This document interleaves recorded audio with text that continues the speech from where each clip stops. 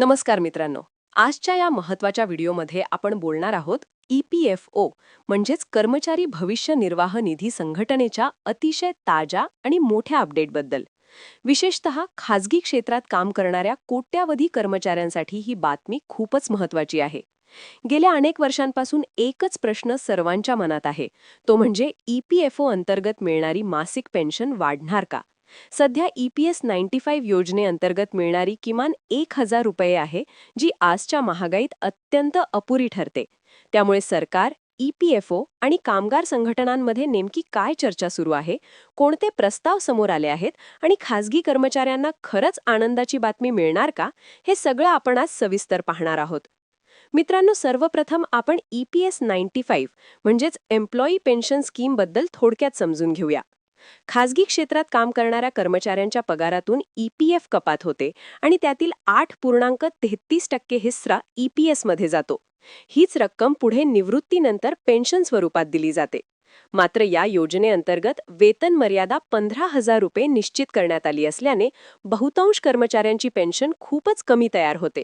त्यामुळे आज लाखो पेन्शनधारक केवळ 1,000 ते 2,000 रुपयांच्या दरम्यान पेन्शन घेत आहेत, जे वास्तवात जगण्यासाठी पुरेसे नाही.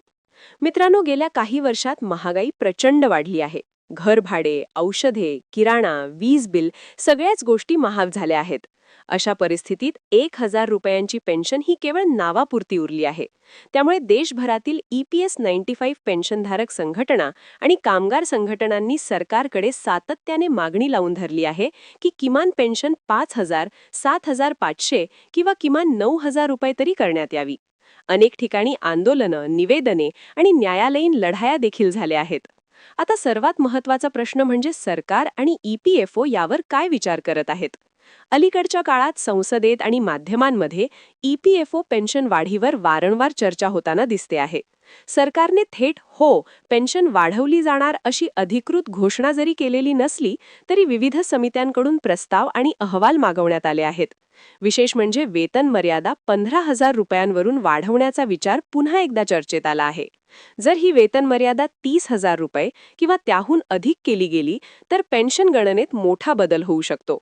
मित्रांनो, सध्या EPS 95 मध्ये पेन्शन काढताना 15,000 रुपयांची वेतन मर्यादा गृहीत धरली जाते. त्यामुळे एखाद्या कर्मचाऱ्याचा प्रत्यक्ष पगार 40,000 किंवा 50,000 असला तरी पेन्शन 15,000वरच मोजली जाते. जर सरकारने ही मर्यादा वाढवली तर याचा थेट फायदा पेन्शन रकमेवर होईल. तज्ज्ञांच्या मते वेतन मर्यादा 30,000 झाली तर किमान पेन्शन 3,000 ते 5,000 रुपयांपर्यंत जाऊ शकते. मात्र हे सर्व सरकारच्या अंतिम निर्णयावर अवलंबून आहे. मित्रांनो, पेन्शन वाढी व्यतिरिक्त EPFO कडून आणखीही काही मोठे बदल करण्यात येत आहेत. PF काढण्यासाठी UPI द्वारे थेट बँक खात्यात पैसे मिळण्याची सुविधा लवकरच सुरू होण्याची शक्यता आहे. यामुळे PF काढण्याची प्रक्रिया अधिक जलद आणि सोपी होणार आहे. तसेच EPFO कडून डिजिटल लाईफ सर्टिफिकेटची सुविधा देखील वाढवण्यात आली आहे, ज्यामुळे पेन्शनधारकांना वारंवार कार्यालयात जावे लागणार नाही. मित्रांनो, सोशल मीडियावर अनेकदा अशा बातम्या फिरतात की EPFO पेन्शन 5,000 किंवा 7,500 रुपये झाली आहे. पण इथे एक गोष्ट स्पष्ट समजून घ्या, सध्या तरी अशा कोणत्याही बातमीला अधिकृत मंजुरी मिळालेली नाही. सरकारने संसदेत स्पष्ट सांगितले आहे की पेन्शन वाढीबाबत प्रस्ताव आणि चर्चा सुरू आहेत, पण अंतिम निर्णय झालेला नाही. त्यामुळे अफवांवर विश्वास न ठेवता फक्त अधिकृत अपडेटवरच लक्ष ठेवा. पुढील काळात EPFO आणि EPS 95 योजनेत बदल होण्याची शक्यता नक्कीच आहे, कारण देशात खाजगी कर्मचाऱ्यांची संख्या मोठी आहे आणि त्यांची सामाजिक सुरक्षा मजबूत करणे सरकारसाठीही गरजेचे बनले आहे. जर अर्थसंकल्प किंवा आगामी धोरणात्मक निर्णयांमध्ये EPS पेन्शन वाढीचा समावेश झाला तर ही खाजगी कर्मचाऱ्यांसाठी ऐतिहासिक आनंदाची बातमी ठरू शकते. तर मित्रांनो, आजच्या व्हिडिओमधून आपण हे स्पष्टपणे समजून घेतले की EPFO मासिक पेन्शन वाढीबाबत चर्चा आणि हालचाली सुरू आहेत, पण अजून अधिकृत घोषणा झालेली नाही.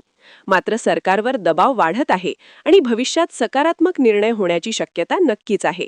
त्यामुळे अशाच ताज्या आणि विश्वसनीय अपडेटसाठी आपल्या चॅनलला सबस्क्राईब करा, व्हिडिओ लाईक करा आणि तुमचे प्रश्न किंवा मत कमेंटमध्ये नक्की सांगा.